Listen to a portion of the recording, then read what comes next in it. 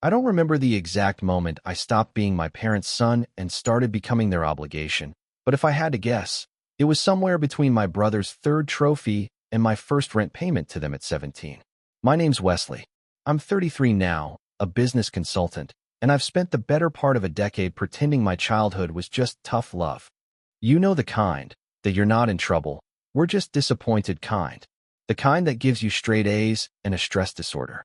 But it wasn't until my nephew's graduation party, champagne flutes clinking, balloons tied to folding chairs, and my parents glowing with pride, that I realized just how far they'd taken it. Because when they toasted to my brother's kid, handed him a $10,000 check, and ended their speech with "He's everything we ever hoped you'd be," I smiled like it didn't split something inside me wide open. But let's back up. Let me walk you through how we got to that moment.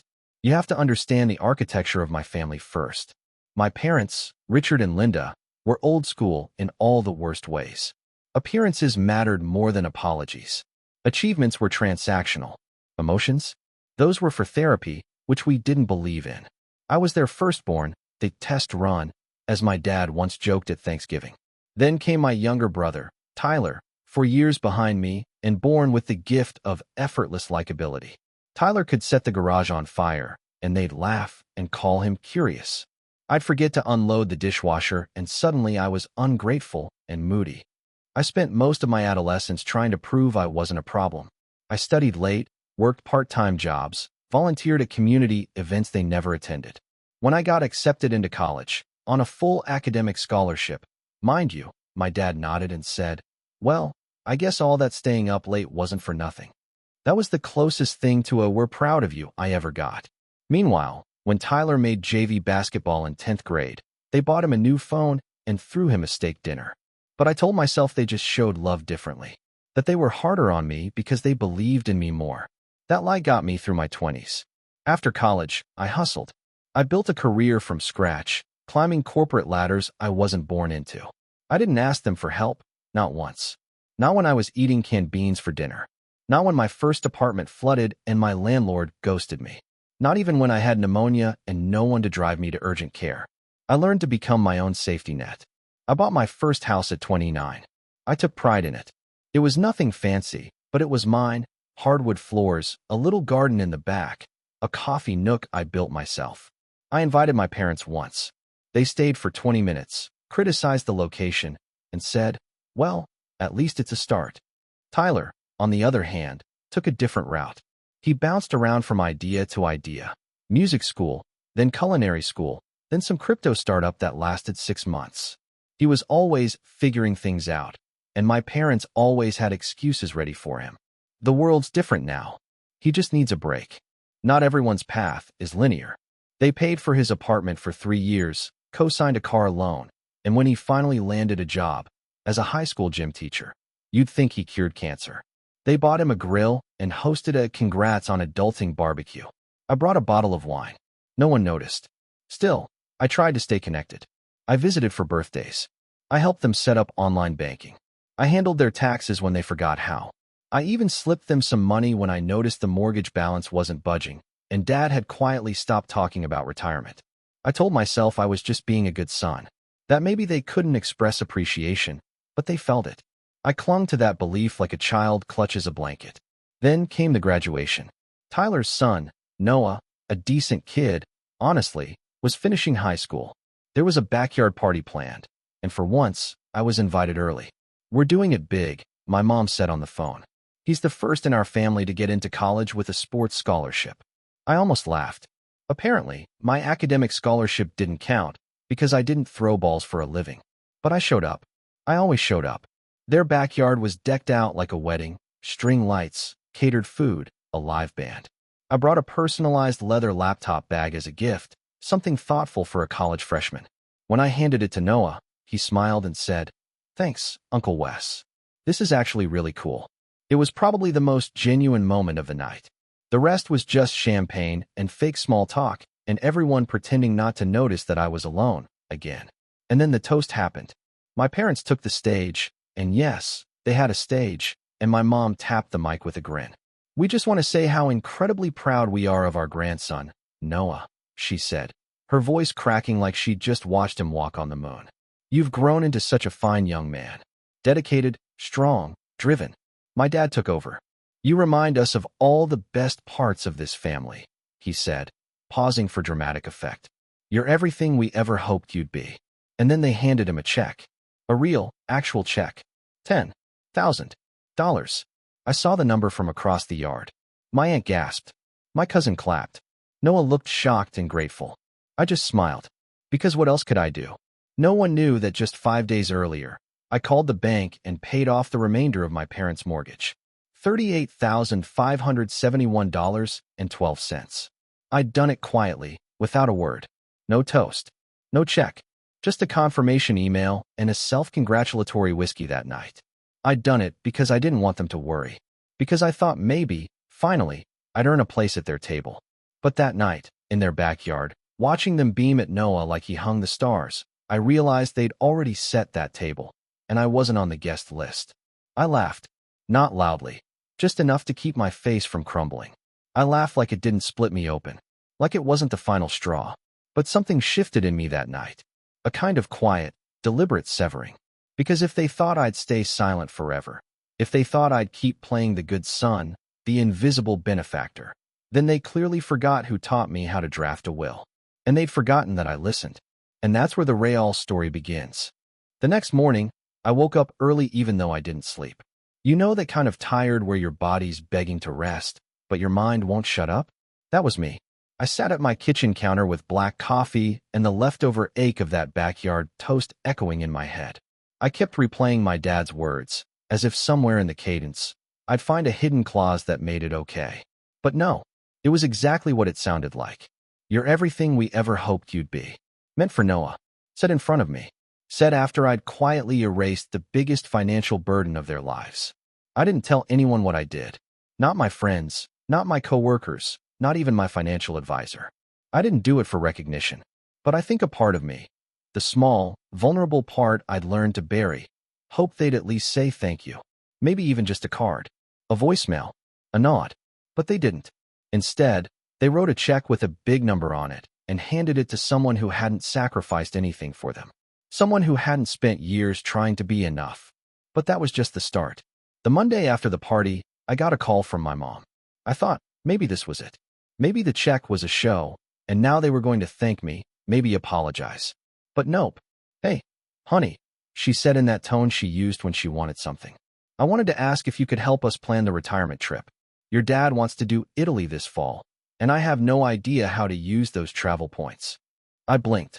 What trip? I asked.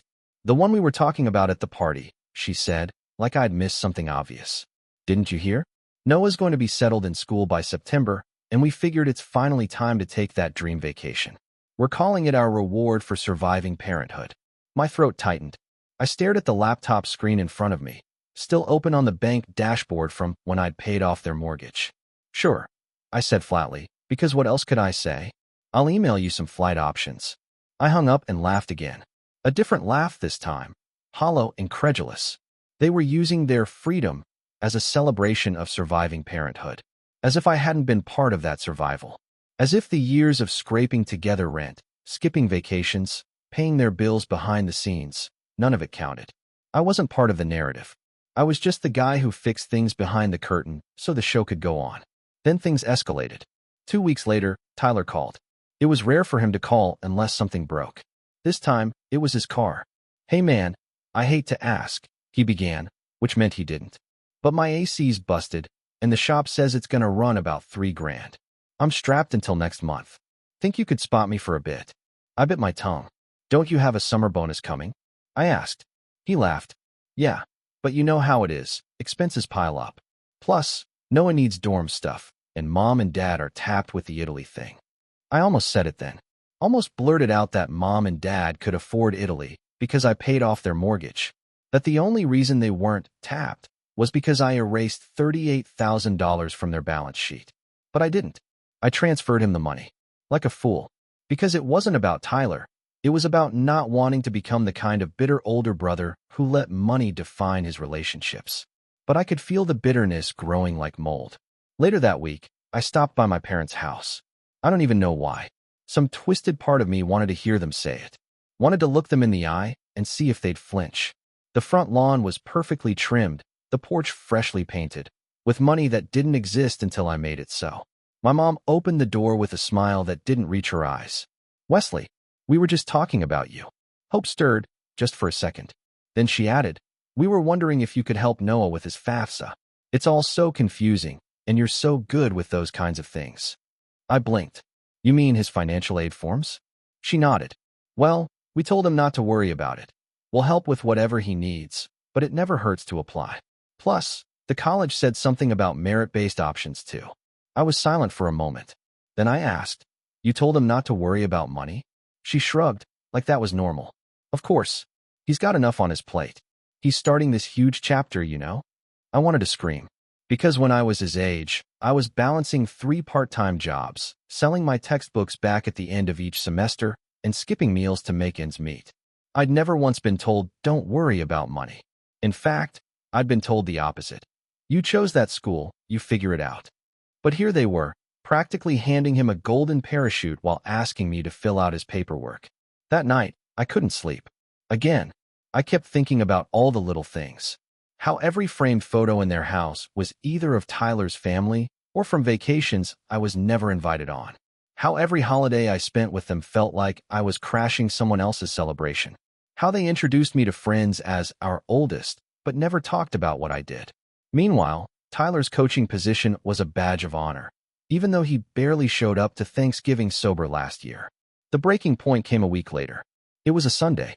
I was supposed to meet them for brunch, something we did once a month, usually at a diner they liked that served watery orange juice and overly sweet pancakes. I almost didn't go. But again, that stupid part of me still hoped. Still craved a moment of acknowledgement. Just one. I got there early. They were already seated. Tyler and his wife showed up a few minutes later, with Noah in tow. My parents were beaming. My dad was wearing a new watch. The kind of watch that cost more than my first car. "That's nice," I said, nodding at it. "Early retirement gift." My mom laughed. "Tyler got it for him," she said proudly. "Isn't that sweet? Used his bonus." Something in me snapped. I turned to Tyler. "The same bonus you said you didn't have 2 weeks ago." He looked caught for a second, then waved it off. "Oh, that. I meant the signing bonus, not the mid-year. They hit at different times." My dad chuckled. "Don't be jealous, Wes. You've got your own fancy toys." I wanted to get up. I wanted to throw my coffee across the table and walk out and never speak to any of them again. But I didn't. I sat there. I listened to them talk about Italy, about Noah's dorm setup, about how blessed they were. I listened until my ears rang. And then my mom said it. "We're so lucky to have a family that sticks together. I mean, look at Tyler, always stepping up. Always there when we need him. Not everyone can say that about their kids." It was like watching someone casually twist a knife in your side while smiling. My dad nodded, sipping his coffee. "Yeah, Ty's the real rock of the family." I didn't speak. Not then. Not during brunch. Not when we left. I hugged them goodbye like nothing happened. But when I got home, I poured a drink, pulled out my files, and stared at the folder I'd kept for years, the one labeled estate planning. It had my will, my power of attorney, my asset breakdown. All of it. And as I looked through the names I'd carefully included, my parents listed as beneficiaries, Tyler as secondary, something shifted. Something final. They thought I'd stay quiet forever. That I'd keep playing the silent support beam while they built their golden boy's castle. But they forgot who they raised. They forgot who taught me how to plan for every possibility. Who taught me the value of leverage. They forgot that I'd built my life with surgical precision, and that I never made a move without knowing exactly where the pieces would land. And now? Now, I was going to move them all. But not yet. Not tonight. Because revenge, the kind that leaves a mark, doesn't come hot and fast. It comes slow, cold, calculated. And I had time. I didn't cut them off right away. That's not how I work. I've spent too many years planning for everything, from early retirement to emergency surgeries, to be impulsive about something like this. Besides, walking away from a lifetime of disappointment isn't as clean as a dramatic brunch exit. You don't just flip a switch and stop hoping they'll finally see you. You pull back slowly, like peeling a bandage off a wound you never let heal. The next few weeks were quiet. I didn't return calls right away. I stopped sending weekend check-ins. When my mom texted me a blurry photo of Noah's dorm setup, I sent back a thumbs up and nothing else. The less I engaged, the more their absence echoed, and not because I missed them, but because I finally noticed how little they ever actually reached out when they didn't need something. They weren't checking in to see how I was. They weren't asking about my life, my work, or my health. They just wanted to orbit around Tyler and Noah, and I was expected to smile from the sidelines like some ghost of the family they used to tolerate. And for the first time in my life, I let myself really feel that. I let the grief of it hit me. The years I spent trying to prove I was worthy, the milestones they shrugged off, the pride they only reserved for the kid who needed bailing out every other month. I didn't distract myself from it. I didn't drown it in work or whiskey. I just let it sit there, in the pit of my stomach, like a stone I'd finally stopped pretending wasn't weighing me down. I was 33, single, estranged from my family, even if they didn't know it yet, and standing in the middle of the life I'd built, a nice condo, a stable job, an emergency fund that could buy me a decent boat. I realized I didn't even know who I was without the need to impress people who didn't care. That was rock bottom. But the fall didn't end with isolation. It kept going. Work got weird. One of our biggest clients pulled out of a consulting package with no notice. Budgets were tightened. My role wasn't threatened exactly, but the stress was a constant hum in the back of my mind. I started sleeping worse, skipping meals, zoning out in meetings. A part of me kept wondering if I'd made a mistake, if this was karma for turning my back on my family. I hadn't even done anything yet, but pulling away felt like betrayal in my gut. Then came the cherry on top. It was a Saturday afternoon. I was at the grocery store, tossing frozen vegetables into my cart and trying not to think about anything heavier than whether I had enough coffee at home, when I got a call from a number I didn't recognize. Wesley, a woman's voice asked. "This is Megan. I'm your parents' neighbor." I blinked. "Is everything okay?" She hesitated. "I don't want to alarm you, but your parents had some kind of argument with Tyler in the driveway this morning. It got loud. Really loud. I wasn't sure who else to call. Your mom ended up sitting on the curb crying." I closed my eyes. Of course. Of course this was happening. "Thanks for letting me know," I said. "I'll check in." I didn't call right away. I just sat in my car outside the store, a bag of melting groceries in the trunk, and stared at my steering wheel for what felt like an hour. I should have felt vindicated. I should have smiled and told myself this was the beginning of their reckoning. But instead, I just felt tired. Tired of being the only one who ever cleaned up the mess, whoever got the phone call, whoever showed up. Still, I went. I showed up. When I pulled into the driveway, Tyler's car was gone. My mom was in the kitchen, eyes puffy, her voice low. "It was stupid," she said when I asked. "He just got upset because we told him we couldn't keep floating him money." She offered a sad little laugh. "Apparently, the school wants all the senior coaches to take some extra certification program, and it costs a couple grand." My dad chimed in from the living room. "We said we'd help if we could, but we're stretched thin after the Italy trip." He didn't take it well. Called us selfish. I didn't say anything. I just nodded. Let them talk. Let them unload their drama onto the only person who ever stood still long enough to catch it. When I got home that night, I sat down at my desk, opened my estate folder again, and began making edits. I moved my parents from beneficiaries to a backup charitable trust. I rerouted the property clause. I updated my living trust to include 2 people who actually cared about me, my best friend Jonathan and my goddaughter, whose birthday I'd never missed. I wrote each clause with intention, not out of anger, out of clarity. And then I started rebuilding. I signed up for therapy, real therapy, not journaling and TED Talks, actual, uncomfortable, dig into the childhood wounds therapy. The first few sessions were brutal. I'd never said some of those things out loud before. Never admitted how often I felt like a burden in my own family. Never talked about how I used overachievement to cover up the fear of being replaceable. But slowly, the fog started to lift. I stopped showing up to gatherings just because it was expected. I stopped sending money without boundaries. I started saying no, not loudly, not cruelly, just firmly. When Thanksgiving came around, I declined the invite. Told them I was traveling with friends. My mom tried guilt-tripping me with the usual, "But you always carve the turkey, and it won't be the same without you." But I held my ground. And instead, I spent that holiday in a cabin in the mountains with Jonathan and his partner, sipping wine by the fire and realizing I'd never felt more at peace. At work, things picked back up. I landed a new client, one that needed a full digital transformation project. It wasn't just good money, It was work I cared about. I led the project myself. I hired a junior analyst I believed in. I stayed late not because I had to, but because I wanted to. My life slowly became mine again. Not shaped around appeasement or sacrifice, but actual choice. I made space for things I'd never prioritized. Cooking classes, a dog I named Murphy, a weekend woodworking group where no one asked what I did for a living. Just guys building stuff, talking about nothing. And the more distance I put between me and the performance of being the good son, the more I saw things clearly. Tyler wasn't the villain. He was just the product of their design.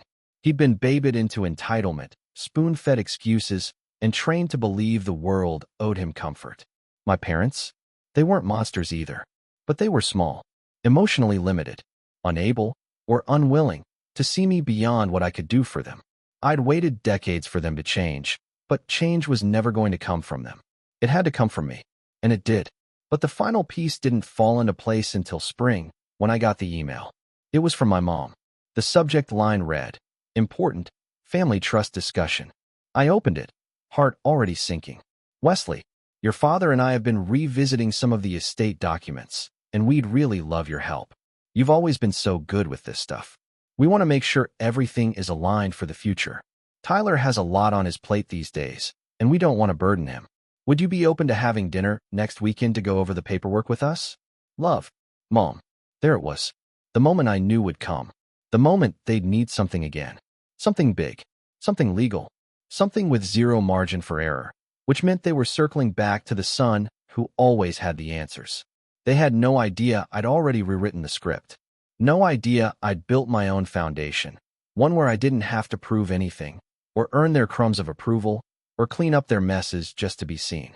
They still thought I was the same Wesley. But they were about to find out just how much had changed. And I would be the one handing them the terms. I didn't reply. Not yet. Because when the reveal came, when they saw what I'd done and who I'd become, I wanted it to land with the full weight of everything they'd ignored, dismissed, and taken for granted. And they weren't ready. But I was.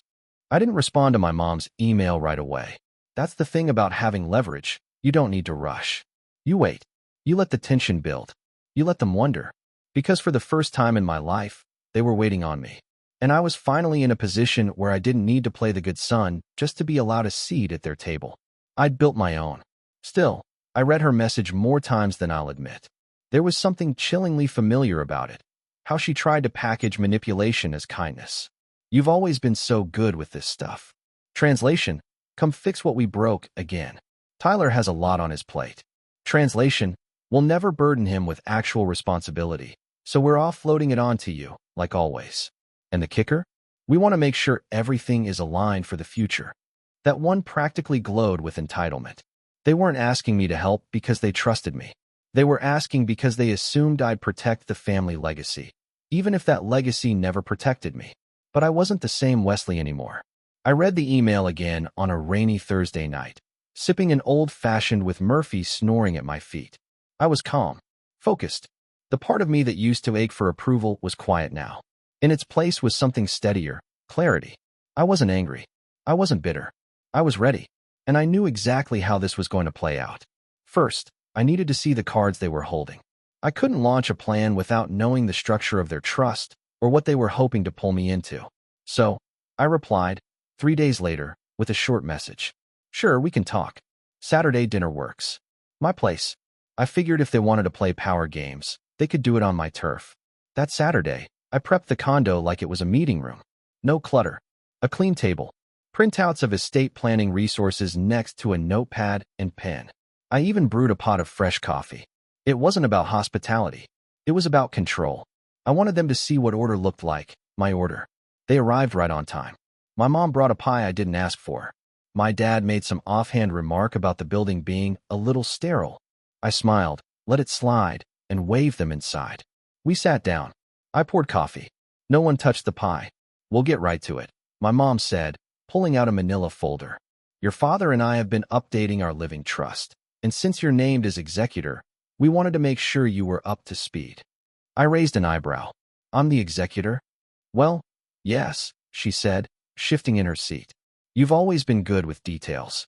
And, well, Tyler's got a lot on his plate." "Of course he does." I opened the folder. It was standard stuff at first: durable power of attorney, healthcare directives, a few pages of asset distribution. Then I got to the distribution clauses, and my stomach twisted, not with pain, but with confirmation. Tyler was set to inherit the house, the car, and 80% of the remaining estate. I was listed for the residual assets, anything not specifically allocated, which, in their minds, probably meant whatever junk was in the garage and the mismatched plates in the cupboard. They didn't even look ashamed. My dad spoke like he was reading from a script. We figured it made sense. Tyler has a family to take care of. He'll need the stability. You're already in a good place. I stared at them for a long moment. So, after everything, you're rewarding him for needing more help? Silence. And I'm the one expected to manage this trust? To carry out your wishes? More silence. My mom finally spoke. We just thought you'd understand. That was the moment something clicked. I did understand. I understood that no matter how much I gave, they would always give more to the person who gave less. That my competence wasn't a point of pride to them. It was a convenience. And now they were trying to use it one last time, to tidy up the end of their story without ever acknowledging who cleaned up all the chapters that came before. But I wasn't going to say no. I was going to say yes. Because agreeing to be the executor was the first move in a much bigger plan. Okay, I said quietly, closing the folder. I'll handle it. They exhaled in relief, completely missing the shift in my tone. My mom even reached across the table and patted my hand. We knew we could count on you. I smiled. That night, after they left, I started phase 2. I called my lawyer first thing Monday. Sandra, mid-40s. Brilliant. She handled my business contracts, my living trust, and now, my strategy. I booked a 3-hour block and laid out the situation. The years of favoritism. The estate plan. The unspoken expectation that I'd clean up another mess and fade into the background again. Sandra didn't say much at first. She just listened. Then she leaned back and said, "So you want to hold the pen they handed you?" "I like it." "Not out of revenge," I said. "Out of principle. I want them to feel what it's like to need someone who sees them, who remembers everything." She nodded slowly. "Then let's tighten the bolts." We reviewed every angle. I confirmed that I was still under no legal obligation to disclose my own estate changes to them. That was important, because what they didn't know was that I had already transferred my condo into a holding LLC, that my assets were now spread across 2 trusts, one revocable, one not, that I'd quietly set up a scholarship fund in my name for underprivileged students pursuing accounting and finance, kids who reminded me of younger me. And I added a clause to my will that gave Tyler and my parents a combined total of $10, just enough to prevent them from contesting the will under most state laws. Next, I began shifting my public presence. I unfriended my parents on social media. I removed family ties from LinkedIn. I even changed my emergency contacts. I started showing up more in my own life, spending weekends with Jonathan, helping my goddaughter with school projects, volunteering at a local entrepreneurship workshop. I didn't tell anyone about the inheritance changes. That wasn't the point. This wasn't about burning bridges. It was about building a city on the other side and lighting it up so bright they couldn't ignore it. Then came the unexpected twist. 2 weeks before my birthday, I got a voicemail from Tyler. "Hey man, look, I know things have been weird, but I was wondering if you had time to chat. Not about mom and dad, about some stuff with the school. I don't know, man. I could use some advice. You always knew how to figure things out." It stopped me cold, not because I wanted to help, but because I could hear something real in his voice. A crack, a vulnerability he'd never shown before. And I realized something I hadn't expected. He was falling apart, which meant I was finally standing on solid ground. I didn't call back, but I did make a note. Because the timing was aligning perfectly. My parents' updated trust documents would be finalized soon. Their dependence on me was growing, slowly, quietly, but I could see it in the subtext of every email. Questions about taxes, about healthcare premiums, about whether the trust should be revised to include a clause for assisted living. They weren't just handing me a pen. They were handing me the last thread of their safety net. And I planned to pull it, carefully, precisely, when the moment was right. But first, I had one more piece to set in motion. Something personal, something symbolic. I called a friend of mine who worked in custom woodworking, commissioned a gift. It was a simple box, handcrafted walnut with brass hinges and a velvet interior. Inside, I placed a single item, The $38,571.12 receipt from the mortgage I paid off. Framed in glass. I sealed it and labeled the box, "For the executors of memory." And I wrote a letter. A real one. Not angry. Not emotional. Just factual. A list of everything I'd done for them over the years. The mortgage. The unpaid bills. The holiday meals. The medical bills. The rides. The forms. The quiet sacrifices. And at the end, I wrote, "You may not have remembered, but I never forgot." The box would remain locked in my office for now. It wasn't time to deliver it. Not yet, but soon. Because the final act was coming. And when it did, they wouldn't just see me. They'd remember me. Every version. Every shadow. Every quiet, overlooked act of love that kept this family from falling apart. And when the lights went out on their carefully crafted legacy, I'd be the one holding the switch. Not with rage. With resolve. Because the best revenge isn't destruction. It's revelation. And I was ready to reveal everything. They never saw it coming. My parents, I mean. They'd spent so many years convincing themselves that I was the quiet one, the helpful one, the good son, which to them just meant the one who didn't complain when they took more than they gave. They never understood that silence wasn't submission. It was study. I wasn't agreeing with their choices all those years. I was recording them. And eventually, every ledger balances. The final opportunity to collect arrived 6 months after that dinner at my condo, when my dad had a mild stroke. It wasn't devastating. Thankfully, no paralysis, no speech loss, but it was enough to shake them. Enough to make them start talking about next steps in earnest. I got the call from my mom at 10 p.m. She didn't ask if I was busy. She never did. "Your father's stable," she said in a tone that sounded almost rehearsed. "But the doctor said he should limit stress. We think it's time to put everything in order. Make sure the trust and medical directives are aligned, just in case." She paused, then added, "We need your help again." Of course they did. We met the next week at the house. The one I paid off. The one they'd left to Tyler. The atmosphere was quiet, not somber exactly, but something was different. For the first time, I saw the edge of fear in my father's posture. He wasn't the same man who used to bark commands over the grill or critique my posture during dinner. He looked smaller, like a balloon slowly deflating. Vulnerable. They'd printed everything out. The updated trust, the medical POA, a list of their accounts. They handed it to me like a child passing their science fair project to a parent. I skimmed it in silence while they talked about living wills, about not wanting to be a burden, about how Tyler was so busy with Noah applying to grad schools that this whole thing would just be easier if you took the lead, Wesley. I didn't respond right away. I wanted them to sit in the ask, to hear the quiet weight of what they were really saying. "We neglected you, but we still expect you to carry us." I looked up and asked flatly, "Are you giving me full control of the trust?" My mother glanced at my father. He nodded. "Of course. You're listed as sole successor trustee. You always do things right." He said it like a compliment. But I heard the confession underneath. "You're the one we expect to clean up after we're gone, too." I nodded slowly and stood up. "All right. Then there's one more thing I need to share before we proceed."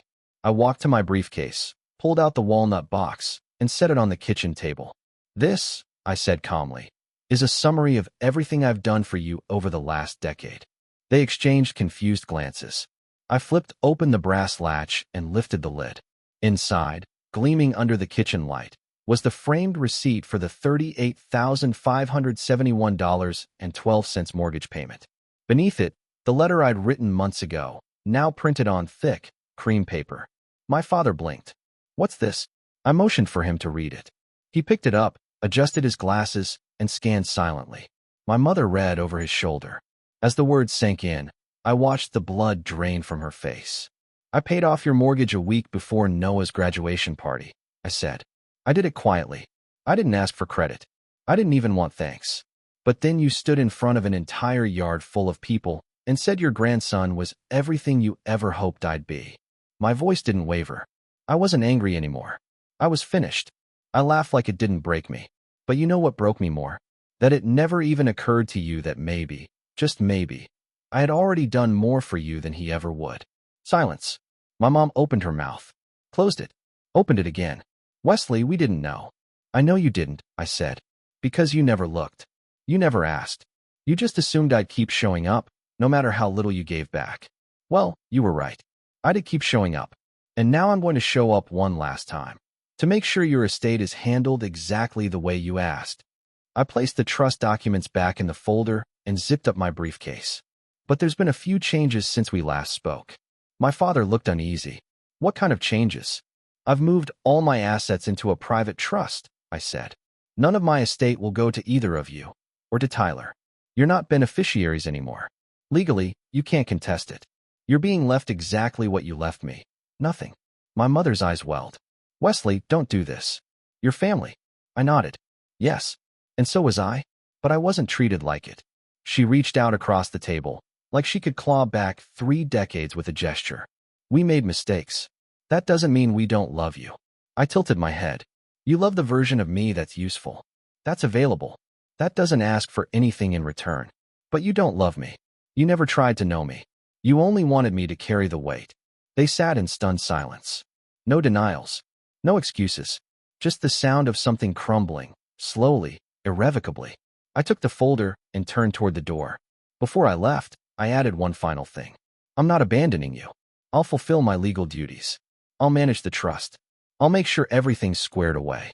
But after that, we're done. Then I walked out. No slamming doors. No dramatic music. Just finality. Over the next few months, the fallout began. Tyler called. Twice.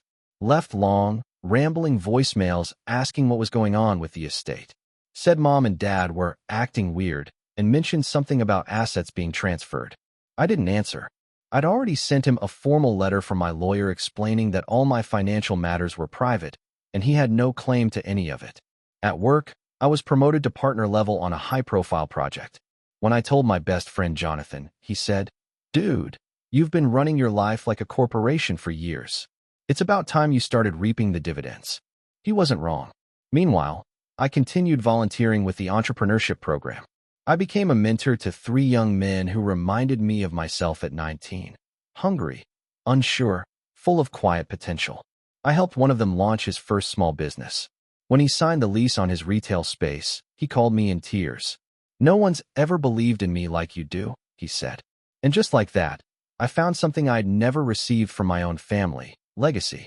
One afternoon, months later, I received a final envelope from my parents. No return address, just their handwriting. Inside was a photo. It was of me at age 10, holding a homemade science trophy I'd built out of soda cans and cardboard. I vaguely remembered it. A school contest I'd won that neither of them attended. On the back of the photo was a note in my father's handwriting. We should have shown up for more of your moments. We were too busy looking at the wrong sun. You were everything we ever hoped for. We just didn't know how to say it. Dad, I read it once. Then again. Then I folded the photo, placed it in my desk drawer, and let it be what it was, too little, too late. But I didn't cry, because I didn't need that apology anymore. I'd already healed the wound. I'd already written the ending. And they were no longer the authors of my story. I was. And in the end, I didn't burn the bridge. I built the road that led me away from it.